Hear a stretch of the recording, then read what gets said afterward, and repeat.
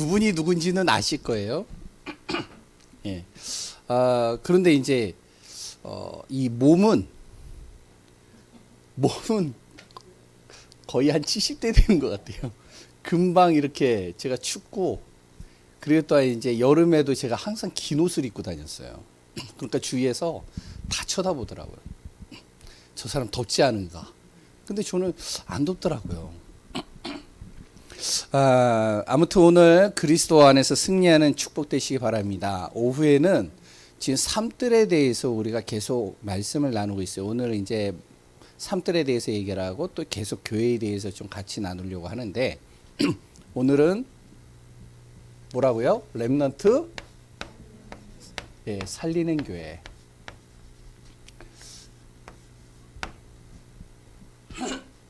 말씀은 누가복음 23장 28절.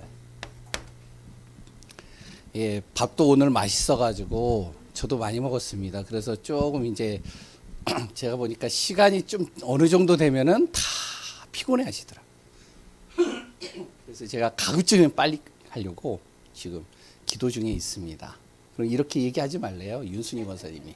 항상 길어진대요, 그러면. 오늘 이제 렘넌트 살리는 교회. 지난번에는 이제 누구나 올 수 있는 교회. 그리고 또한 치유하는 교회. 오늘은 이제 렘넌트를 살리는 교회. 오늘 이제 말씀 보니까 뭐가 나오냐면요. 누가복음 23장 28절에 보니까요. 예수님이 이제 십자가에 죽으시러 가시는 장면이죠. 십자가를 짊어지고 그리고 또 이제 골고다를 향해서 가는데 거기에 있던 여러 이제 예수님을 따랐던 사람들이 있었나 봐요. 그 중에 이제 여자분들이 많아요. 남자분들은 거의 다 도망갔어요. 참 남자가 문제일 수도 있어요. 저도 남자이지만 끝까지 남아 있더라고요. 근데 이들이 우는 거예요. 예수님의 그 고통, 십자가를 통해서 이제 그 가시멸관을 통해서 피가 나는 거, 그런 모습들을 보니까 가슴이 아프잖아요. 그리고 또 여성분들은 또 감성적이잖아요. 그러니까 눈물을 계속 흘리는 거예요. 너무 마음이 아프니까. 그때 예수님이 뭐라 그러면 너희가 나를 위해서 울지 마라. 나는 당연히 이걸 통해서 모든 사람들의 죄와 저주, 사망의 권세를 해결하러 가는 거다. 너희는 누구를 위해서 울라? 자녀를 위해서 울라. 여기 계시는 모든 분들이 누구를 위해서 울라고요? 내 자녀를 위해서 울어야 돼요. 내 자녀를 위해서 기도해야 돼요. 이사야 6장 1절에서 13절에 보면 하나님이 이제 이사야 선지자에게 나타납니다. 이제 이 이스라엘이란 나라가 완전히 망해버리는 거예요. 하나님의 뜻을 따르지 못하고 하나님 뜻 안에 거하지 못하니까 아까 전에 얘기했잖아요. 결국에는 어둠에 덮여버리고 그로 인해서 완전히 재앙이 임해버리는 거예요. 이방 나라가 쳐들어와서 완전히 나라를 쑥대밭으로 만들고 그리고 자녀들을 끌고 가고 젊은이들을 끌고 가고 모든 가지고 있는 재산들을 다 가지고 가버리는 거예요. 그러니까 이스라엘에서 나름대로 이제 목 좀 이렇게 꼿꼿하게 세우고 좀 산다라고 하는 사람들이 하루아침에 자기의 재산이 자기 눈앞에서 다 빼앗기는 거죠. 완전히 거지가 돼버리고 완전히 밑바닥으로 가버린 거죠. 그러니까 너무 힘든 그런 고통 속에서 하나님이 이사야 선지자에게 나타나서 이야기를 합니다. 바로 누가 가서 이 복음을 전할꼬. 그랬을 때 이사야가 나를 보내소서. 하나님이 뭐라고 그랬는지 아세요? 이런 방구 대꾸 안 하고요. 바로 밤나무 상수리나무가 다 폐임을 당해서 다 더 여기에 재앙이 더 임할 것이다. 더 고통이 임할 것이다. 그러나 후대 완전히 무너져서 그루터기밖에 안 남겠지만 거기에서 거룩한 씨가 남겨져 있는데 이 거룩한 씨가 그루터기니라. 이들을 통해서 이스라엘을 회복시키겠다는 거예요. 후대를 통해서. 우리가 무엇이 되어야 되면요. 렘넌트 살려야 됩니다. 우리 교회가요. 아무리 힘들어도 렘넌트 살리는 데에는 우리가 마음과 중심을 담아야 돼요. 그래서 강북에 렘넌트 장학 헌금을 주고 그리고 또한 이렇게 렘넌트를 위해서 이렇게 목사님들과 교회들이 힘을 모아서 이렇게 렘넌트들을 성적 장학금이나 이런 걸 도와요. 카톡에 보면은 이제 교회마다 안 하는 교회들도 있지만 하는 교회들 보면 이제 명단이 좀 나와요. 예강 교회를 봤어요. 딱 한 분 있어요. 헌금을. 본인은 아시죠? 아시나요? 아시나요? 김한숙 권사님 아시나요? 딱 한 분 있어요. 어떤 교회는요, 그러니까 이제 1년에 2번 하는데, 6개월에 한 번씩 이제 헌금을 하는데 다 1만 원씩 해요. 6개월에 한 번. 그래서 그거를 보내는 거예요. 그러면 이제 교회들마다 이제 렘넌트들 중에 성적 좀 높은 아이들, 그랬다 이제 신학원 다니는 아이들을 추려서 교회에서 이제 추천하면 그 친구들에게 장학금을 줘요. 이거는 이제 어떠한 교회다 아니라 강북에 있는 그래도 복음 가진 렘넌트들에게 이제 마음을 우리가 담고 후원하는 거죠. 교회 차원에서도 해야 되겠지만 참 의미가 좋다. 뜻있다. 그래서 우리 교회가 이번에는 좀 힘들어서 이제 좀 적을 수는 있어요. 이제 그런데 다음에는 우리도 좀 이렇게 마음을 모아야 되지 않을까. 우리가 후대 살리는 데 있어서는 마음을 모아야 돼요. 렘넌트 살리고 내 자녀를 살리는 데 있어서는요, 내가 눈물을 흘려야 돼요. 가슴을 가지고 해야 돼요. 그래야 살아납니다. 그래서 앞으로 우리 교회가 성전 이전을 하거나 교회를 딱 이전을 하고 인도받으면 어떻게 우리가 교회를 움직여줘야 되냐. 렘넌트들이 올 수밖에 없는 교회로 만들어야 돼요. 이해가 되시나요? 렘넌트가 살아나지 않으면 이렇게 됩니다. 다가올 우리 렘넌트들의 살아갈 미래입니다. 지금도 힘든데 앞으로 우리 후대들, 우리 자녀들이 살아가야 될 미래는 엄청나요. 첫 번째는 이제 개인의 문제죠. 개인에게 있어서는요, 계속적으로 정신적인 문제들이 심각하게 옵니다. 지금 개인화 시대가 돼버렸어요. 우리는요, 친구들을 만나더라도 나가가지고 만나고 싸우더라도 그래도 어떤 모임에서 사람들이 좀 나하고 안 맞는 의견을 하거나 그리고 또한 사람들이 좀 힘들게 해도 그 자리에 있잖아요. 그렇죠? 끝날 때까지. 근데 지금은요, 그러지 않아요. 힘들면 그냥 나와버려요. 그랬더니 온라인상에서 같이 대화하다가 자기가 싫으면 그냥 툭 튀어나와버려요. 황당한 거죠. 완전 개인화 시대가 돼요. 그랬더니요, 지금 어떠냐. 청소년 아이들이요, 머리가 좋으니까 하도 이게 발전을 하다 보니까 우리 어른들은 잘 하실 수 있는 분들도 있겠지만 거의 제가 볼 때는 할 수 있는 분들이 몇 분이나 되실까? 저도 못하니까. 딥페이크라고 아시나요? 지금 세계적으로 난리가 났어요, 지금. 이 주체가 누구냐? 거의 청소년들이 만들어내요. 뭔지 아세요? 딥페이크라는 건 뭐냐면, AI라는 기술을 가지고 그 사람이 음성을 따고 형상을 따가지고 사진을, 그러니까 뭐 SNS, 뭐 인스타나 아니면 이런 데다 올리잖아요. 그래서 자기 사진들이 나올 거 아니에요. 이 사진을 컴퓨터에서 인식을 해가지고 이것을 다른 사람의 얼굴에다가 합성을 시켜버려요. 그럼 사진만이 아니고 목소리까지 똑같이 나오게 만들어요. 그러니까 이걸요, 사기를 치는 거예요. 이걸 가지고요, 음란한 거를 만들어가지고요, 막 뿌리는 거예요. 지금요, 세계적으로 난리가 났어요, 지금. 아시는지 모르겠어요. 뉴스에 계속 나오거든요. 신문에도 나오고. 이런 것들이요, 계속 깔리니까 자기는, 우리 자녀들이요, 아무 잘못이 없어요. 그냥 인스타에 자기가 이제 좋아하는 그림 올리고 자기 얼굴 올렸는데 어느 날 봤더니 자기가 어디에 들어가 있느냐? 음란한 거기에 자기 얼굴이 들어가 있는 거예요. 그러니까 충격을 받겠죠. 그러니까 아이들이 정신적으로 무너져 버리는 거예요. 그것뿐이 아닙니다. 이 얼굴을 가지고 사기친다니까요. 우리 이건난 장로님 손주 계속 보여주시는데 어느 날 그 손주가요, 영상으로 나오는 거예요.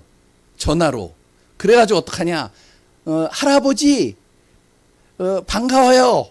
그럼 대화를 한다니까요. 제가 지금 돈이 좀 필요해요. 한 10만 원만 좀 붙여주세요. 붙여주시겠어요? 안 붙여주겠어요?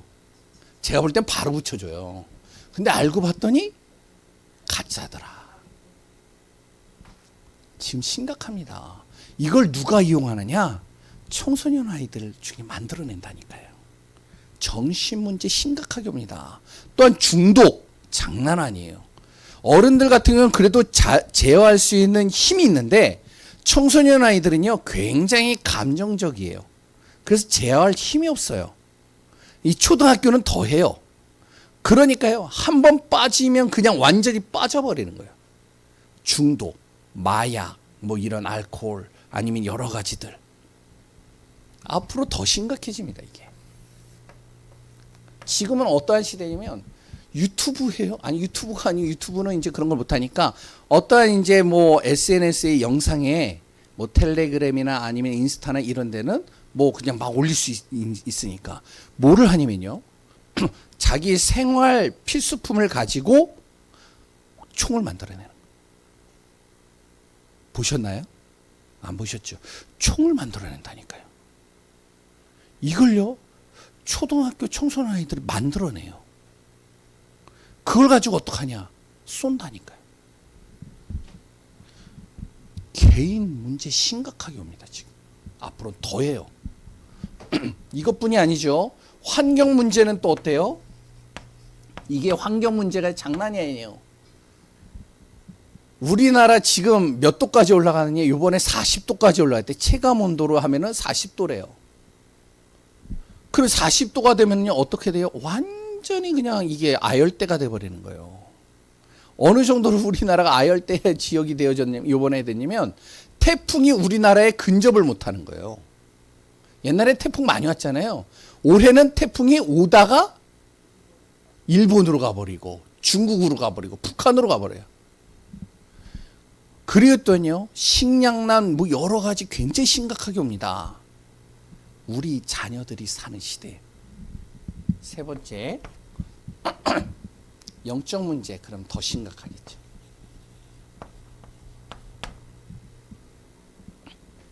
하나님 모르는 문화가 계속 만들어져요.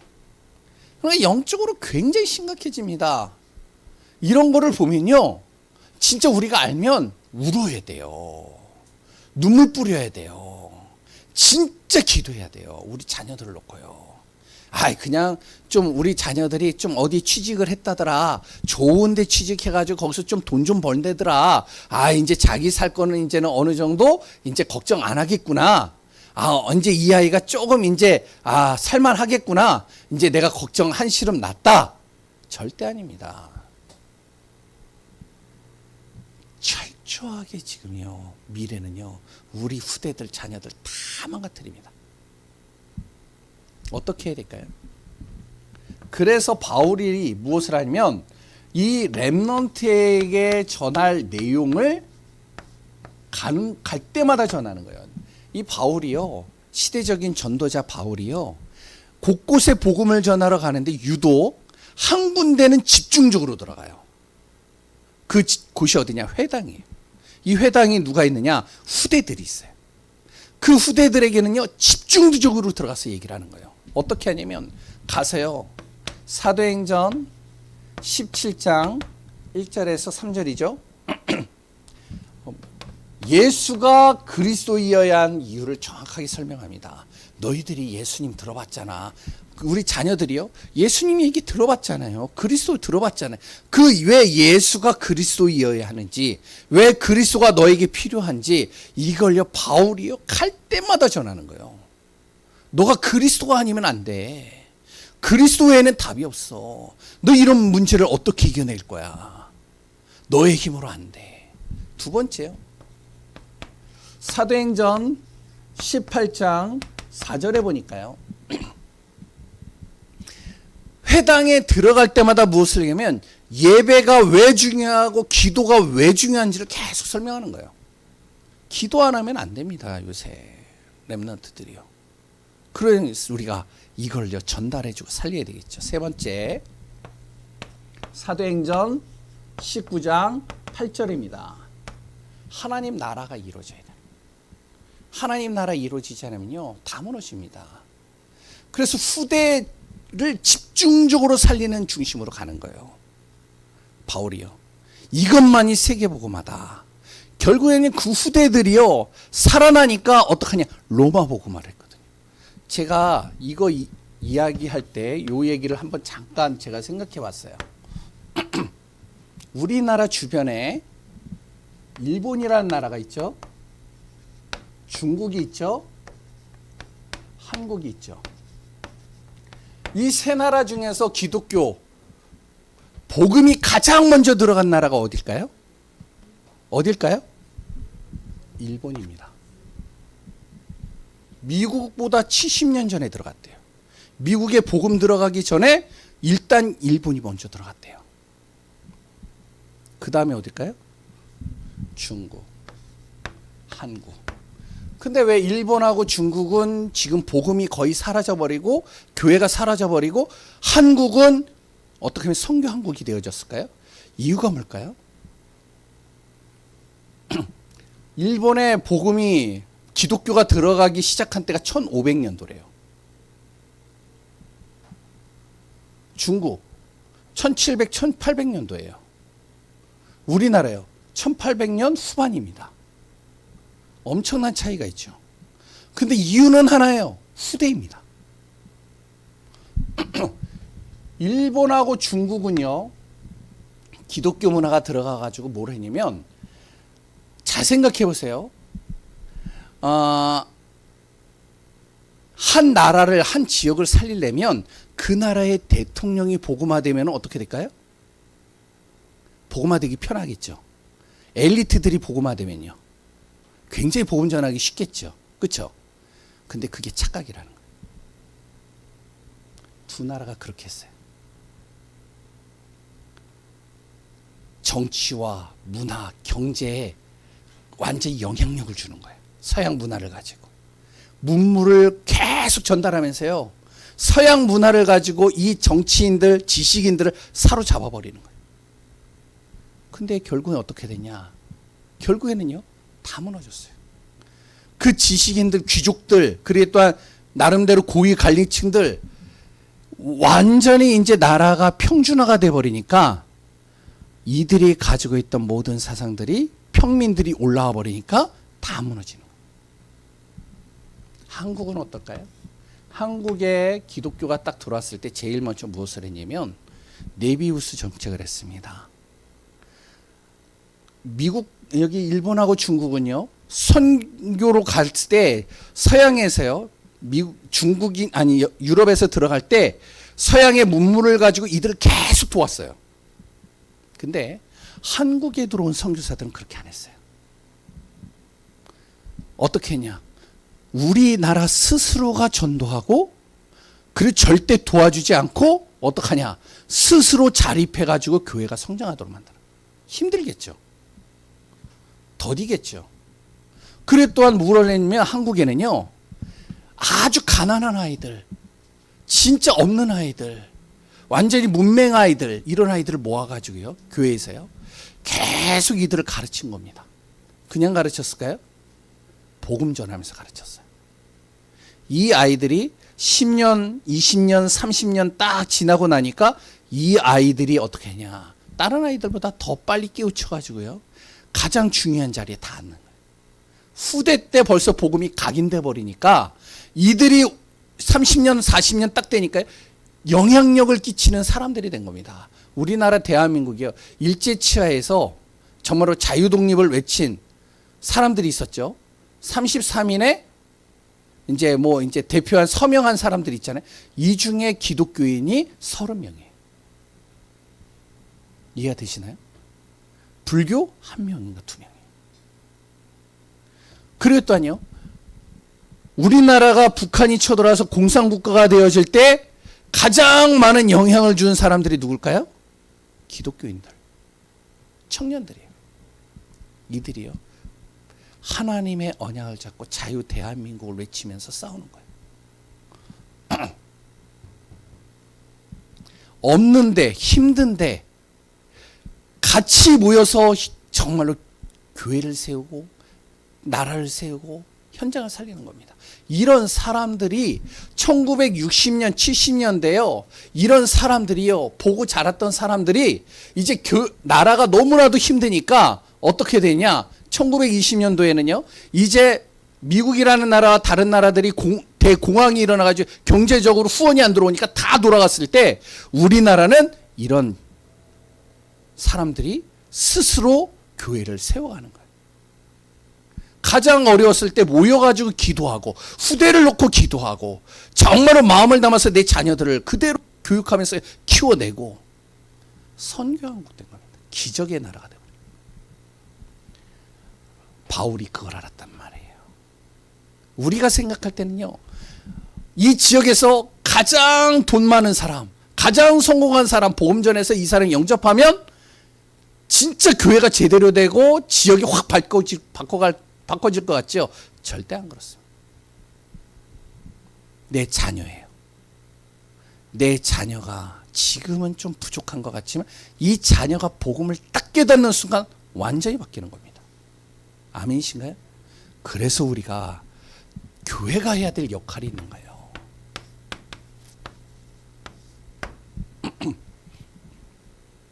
우리 교회가 절대 시스템을 만들어야 됩니다. 지금부터. 교회가요 좀 어느 정도 커져야 되잖아요. 아니요, 지금 해야 돼요. 교회가 좀 힘들다, 조금 렘넌트들이 별로 없다, 지금부터 해야 됩니다. 뭘 해야 되냐면 렘넌트가 올 수밖에 없고 렘넌트가 병든 렘넌트들이 와서 치유받을 수 없고 받을 수밖에 없고, 그리고 그 렘넌트들이 아주 모자란 아이들이 와서 서밋이 되어질 수 있는 시스템을 만들어요. 그래서 그 시스템을 놓고 기도하고 앞으로 우리가 교회 이전을 하게 되면 그런 응답 받자는 거예요. 지금도 그걸 놓고 기도하자는 거예요. 그리고 우리 교회는요, 절대 제자가 나와야 됩니다. 지금부터요. 기도하는 제자예요. 기도해야 돼요. 제가 요새 기도를 작년인가에서부터 계속 강조합니다. 기도할 때요, 묵상 기도하지 마세요. 같이 모여서 할 때는. 묵상 기도는요, 혼자서 하세요. 같이 모여서 기도할 때는요, 소리 내서 기도하세요. 통성으로 기도하세요. 왜 그래야 되냐? 내가 소리 내서 기도해 보시는 분들은 알 거예요. 소리 내서 기도하잖아요? 그러면요, 어떻게 하면 집중이 돼요. 그리고요, 자기가 소리 내는 것을 자기가 들어요. 그래서 너무 크게 해가지고 사람들이 듣기 민망할 정도로 크게 하면 안 되겠지만, 그래도 저는 이제 사회자이기 때문에, 목사이기 때문에 앞에서 또박또박 기도하지만 가급적이면 또박또박 기도 안 해도 돼요. 소리 내어서 자기만 알아들을 수 있도록 기도하셔야 돼요. 기도하는 제자. 그리고요, 전도하는 제자. 남이 알아주든 안 알아주든 나 후대 살리겠다, 내 자녀 살리겠다. 그리고요, 말씀으로 양육해 줄 수 있는 제자. 우리 렘넌트들, 우리 교회는 참 그런 부분들이 몇 분이 참 잘하시는 것 같아요. 저는 이제 그런 거를 좀 잘 못하는 부분들인데, 뭐 우리 자녀들만 이렇게 얘기를 해서는 좀 미안하겠지만, 우리 자녀들을 제가 잘 못 키우거든요. 부족해서. 근데 이제 교회 딱 오면은 이제 몇 분들이 이렇게 따로 개인으로 불러가지고 팀 사역을 해줘요. 이렇게 쭉. 근데 집에 딱 와가지고 들어보면 아이들이 그게 머릿속에 각인이 더 많이 돼 있어요. 내가 얘기한 것보다. 참 그렇더라고요. 서운하더라고요. 나는 자기를 위해서 얼마나 기도를 하고 얼마나 진짜 가슴을 담아서 얘기해 주는데 참 감사하기도 한데 좀 서운해요. 내 자녀들에게. 근데요, 교회가요, 우리 후대들, 렘넌트들, 이래, 그루, 그리 또한 누구죠? 승희, 아니면은 저기 오늘 하은이가 왔잖아요. 하은이, 이런 아이들 팀 사역하면서 오늘 이제 뭐 민용이가 지난주에 얘기를 하더라고요. 저도 이제 그래, 그럼 내가 투자해 줄게 그래가지고 저도 조금 뭐 10,000원 투자를 해줬는데 이제 민용이가 야구를 좋아하니까 하은이가 야구를 좋아하더라. 그래서 오늘 그러면 이제 해가지고 같이 가자. 왜?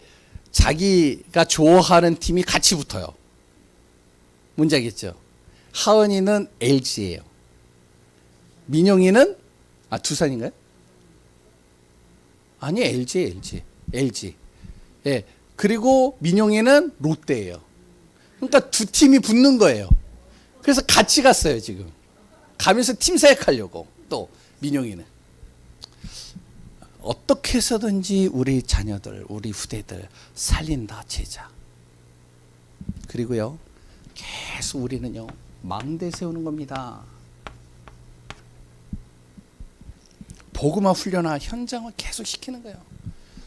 여기 김길자 지사님 있지만요. 김길자 지사님 얼마나 속 탈까요?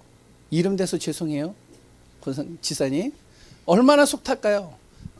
자기 자녀가 지금 예배 생활 못하니까 얼마나 가슴이 아프겠어요. 근데 그럴 필요가 없어요. 어느 한순간에 하나님이 바꿔버리실지 몰라요. 근데 중요한 건 뭔지 알아요?